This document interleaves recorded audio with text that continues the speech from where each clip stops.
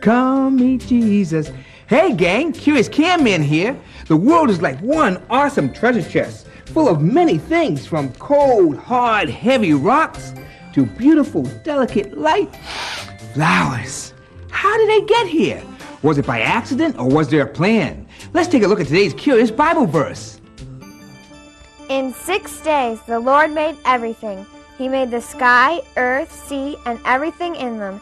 And on the seventh day he rested. Wow! 6 days? Let's investigate! And now, real kids.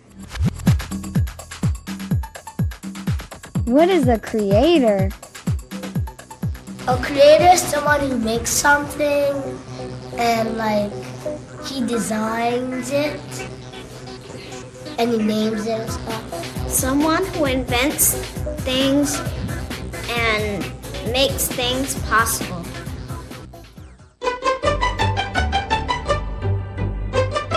All right. Catch, wire, A. Yes. Now, attach wire B. Yes. All right. Let's clip that in there. And I'm done. I'm done. Yes. All right. Done. I've created my very own lava-dripping, fire-breathing volcano. Yeah. Let's test this baby out.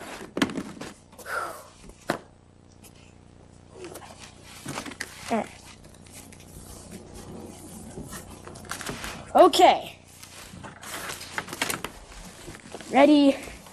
In 5, 4, 3, 2, 1. What? Way to go, Eric! Yeah. Run for your life! Careful, it might erupt again. Hey, come on, guys. It's not funny. I worked really hard to create this thing. When's your project due, anyway? Tomorrow. Tomorrow. I mean, I don't get it. I followed all the instructions. Creating is a lot harder than it looks. And messy, too. I guess I'm not very creative even with instructions. Boy, it sure is messy in here. What happened? Artie, don't even start. Hey, Eric, don't blow a circuit. I'm here to help. No, Artie. Eric is beyond help. Face it, Artie, some people just aren't creative. Yeah, you either have it or you don't. Right, Eric? Aw, cheer up, Eric. Don't be so hard on yourself. Creativity comes in many forms. Some people use instructions to create, and others create from the inside out. Like who? Lots of people. Okay, Artie. Name one person who doesn't need instructions to create. Well, Nathan. What? Who? My friend Nathan Green. He's a really neat artist. Hey, watch him in action. I started painting probably when I was about 4 years old, maybe 5. I think that being an artist is a unique opportunity to be creative. God, I think, from the beginning shared creativity with human beings. We all have the ability through music and writing and art to share in creativity. This particular painting that I'm working on is for Florida Hospital and the Walt Disney Corporation. They thought it would be neat to have a painting of Adam and Eve, the moment when they first are introduced to each other. That's why you have Adam is touching his rib here like he feels something is a little different, you know, because the Bible tells us that that Eve was created from a rib of Adam's while he was sleeping. And I imagine Jesus would be there to introduce the two for the first time. There's going to be a little frog, a little tree frog right here. There's a giraffe here in front of the sun, in front of some palm trees that will be there. This will be a waterfall coming down. When it's finished, it should be really beautiful, I think.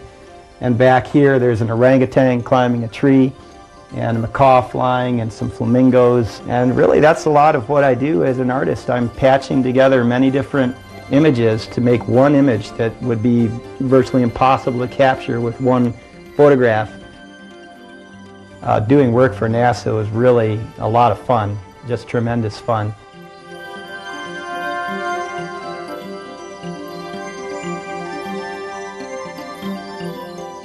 But I think of all the work that I do, the most satisfying thing that I do is the religious work, because I know that a painting for NASA people enjoy seeing for the moment, but paintings of Christ and of religious subjects can really influence somebody for forever, for eternity.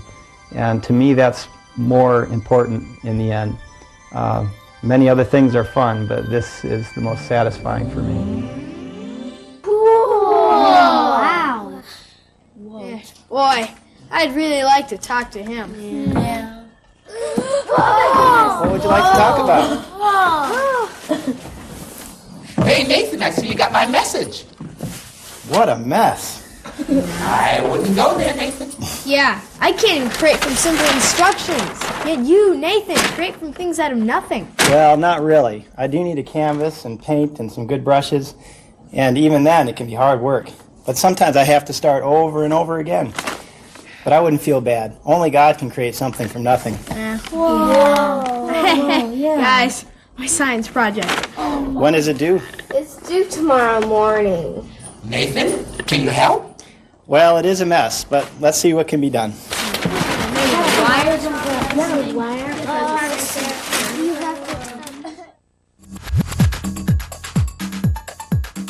What is the most successful thing you've ever made? Created drawings. Created a comic book. A spaceship out of Legos. I made a model of the whole town. Once my aunt and I made this really cool gingerbread house that had the frosting and all that kind of stuff on it. What is the most unsuccessful thing you've ever made? I don't know. An origami sheep? Nothing.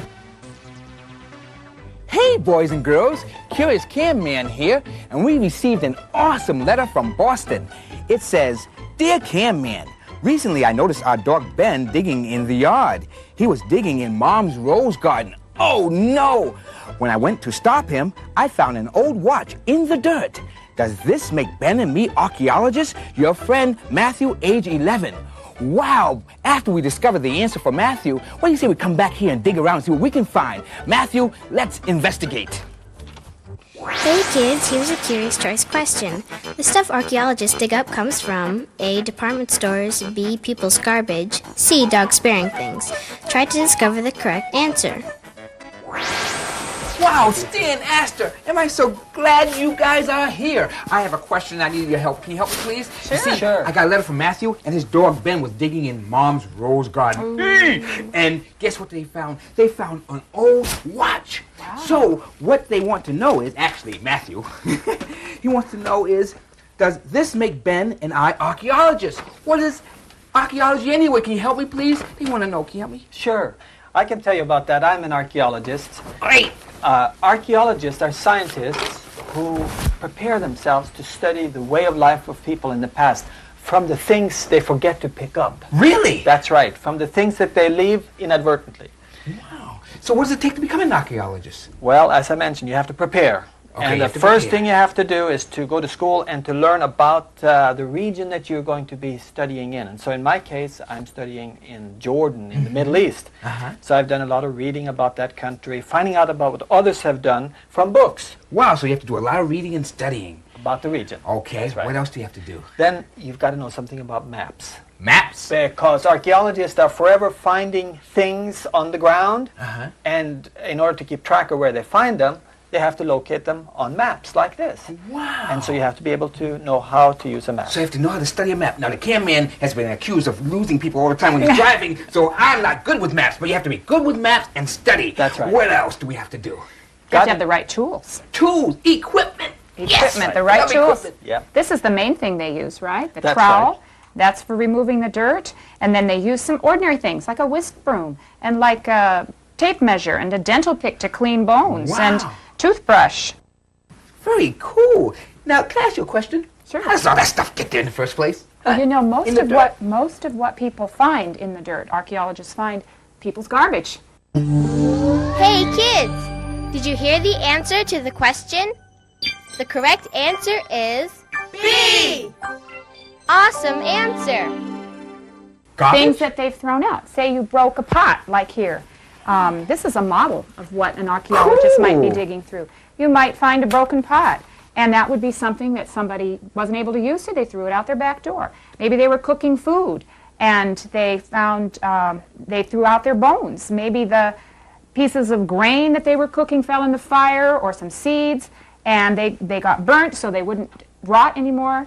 Then they would put those out. So here we've got a layer where maybe there was some destruction, and there's pieces of pottery in there. Here we have a fresco, a painting on the wall. This shows you all the way down to where maybe there was a fire, and you see all this black. So there's a lot of layers. Right. Almost like a cake with a lot of layers. Exactly. Huh? Exactly. You know, these bones are an example of what people did in the past. This is the bone of a horse that probably was used. Get out! for Really, a horse? A horse. Wow. And this is from somebody's beef stew. Beef stew, perhaps. Right. It's a cow, and there's a sheep. This is neat. And how old is this stuff? Well, this is about 4,000 years 4,000 from the time of years? Abraham. Wow, that These- is so cool. These pots would not be garbage. These probably were found in a tomb where people put things purposely whole so that they would be there for what they Yes. thought the people would live in after death. So those are very unusual to find. Mostly you find Wow. broken pieces.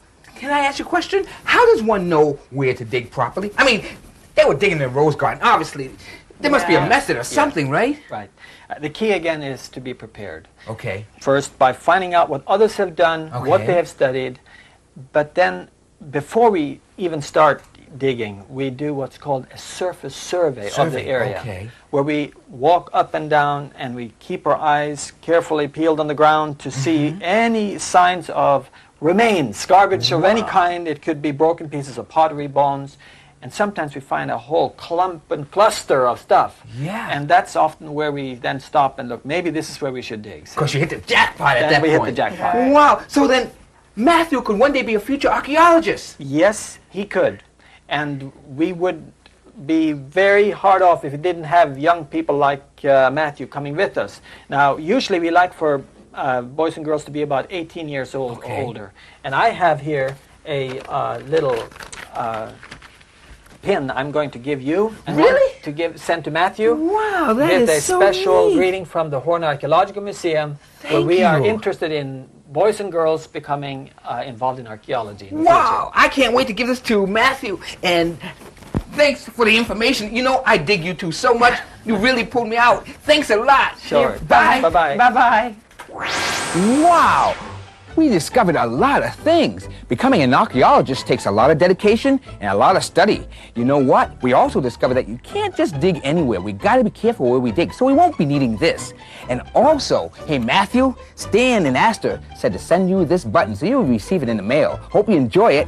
You know what? You never know what you might find in somebody's garbage. That's what archaeologists do, and that's where they discover their treasure. Wow, look at this! Hey, this is Curious Cameraman signing off the air. When I see the flowers, the trees, and the birds, I can't help but think how awesome God is. Yeah, he's a great big God.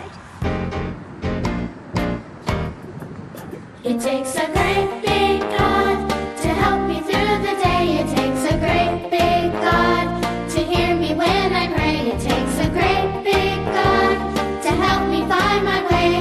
But that's the kind of God my Jesus is. It takes a great big God, and I'm so glad to say that this great big God is here with us today. It takes a great big God to teach the birds to fly. It takes a great big God to put the stars so high. It takes a great big God to leave his home to die. But that's the kind of God my Jesus is. It takes a great big God to help me through the day. It takes a great big God to hear me when I pray. It takes a great big God to help me find my way. But that's the kind of God my Jesus is. It takes a great big God, and I'm so glad to say that this great big God is here with us today. It takes a great big God to teach the birds to fly. It takes a great big God to put the stars so high. It takes a great big God to leave his home to die. But that's the kind of God my Jesus is. Oh, that's the kind of God my Jesus is. Yes, that's the kind of God my Jesus is.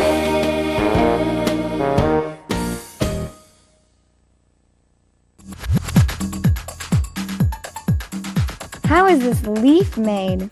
Well, for one, I think God created it, and by a seed.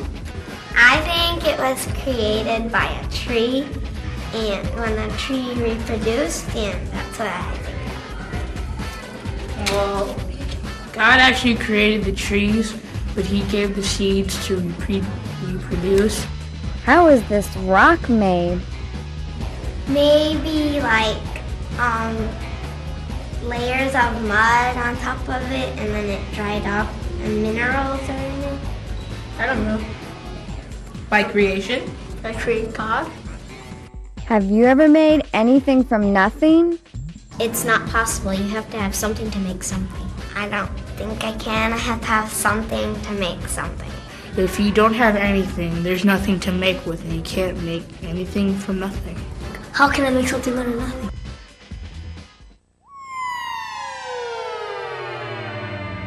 Hello, my name's Leslie. Hi, my name is Michael. Hi, my name is Kirsten. Hi, I'm Lindsay. Hi, I'm Kenethia. Hi, my name is Jamin. Okay, you guys, we've seen this text throughout the show. What does it mean? Well, I think it's saying that in 6 days, God created everything that there is, and on the 7th day, he rested. Yeah, but how did he do that? It's kind of hard to think, you know. I know, in 6 days. I think we'll never know that, but when we get to heaven, we can ask him those questions. I don't think we can ever underestimate God. Yeah. But how much power he has. I mean, just think. Look how much he made and did in 6 days. Just like the trees, the grass, and everything. He made everything, us. He made us, and I think that's the most important thing. He didn't make us like a clone of each other. He made us like different personalities. I mean, imagine. Even twins are different than each other in personality ways and characters. We're never the same. I mean, and just think, he made a woman out of Adam. It's kind of weird. It's like snowflakes. They're never the same. Snowflakes are never exactly the same. And how did he make snow? We'll never know. But what does this really mean to us? I think that it pretty much means that we can always trust him and know that he can do anything because he made everything, so we know that he's all-powerful and he can do anything. To have faith? To have faith in him. Yeah, because there's no way any one of us could have made the whole earth in 6 days. So that's just one more thing we have to take on faith. I mean, before it was just darkness, like really dark, and there's it must have been really except ugly. for God. And he just made the earth, the sand, everything. And it took us like a month to make a science project or something. I know. But God made the whole world in 6 days. It's hard to even comprehend with everything. It's hard to even think about it, It like takes us forever, like when we study in school about how the brain works and everything. It takes like weeks and stuff. But he did all this in 6 days. I know we have like so much stuff about the brain in our science book, and we're like, man, we're all bored and everything waiting for our next class. But you know, God made it. Yeah, when we get to heaven, we can learn all about it. He must be really smart. I know. He must have a very big brain. Yeah. But he's smarter than Einstein because he gave like Einstein all that, you know, intelligence. He gave Einstein the brain power. Yeah. Do all that. Yeah, and I think it's really cool that he actually thought enough about us to like give us each different personalities, everything. He loves us so much, you know. I know, he could have made us all the same. I think how that would be. I know. Those Like when one person's swinging a baseball bat, we're all doing the same thing, even if we're not playing. That's weird. But, think about it. I mean, he made Adam. He created him. He shaped everything with sand, okay? It's hard to make a sand castle. For me it is. I mean, and then while Adam was sleeping once, he just took a rib out of him and made Eve a woman and a man. I wonder how he took it out of him. I mean, he had to like dig inside of him. I know. It was never know. I wonder if Adam had like a scar there where he took out the rib or something. I know. That must have hurt, man. Yeah. That just shows how powerful God is. He reaches in and pulls out the rib. That'd be weird for me. Somebody takes my rib and makes a woman. I know, it's hard to even think about it now. We don't see that every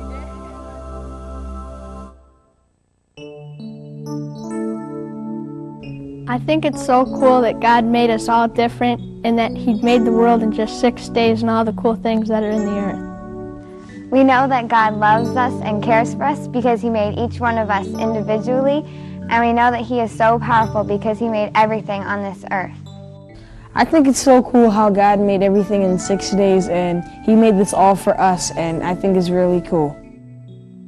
In 6 days, the Lord made everything. He made the sky, the earth, the sea, and everything in them. And he rested on the seventh day. Wow! He must have been tired. That's awesome power.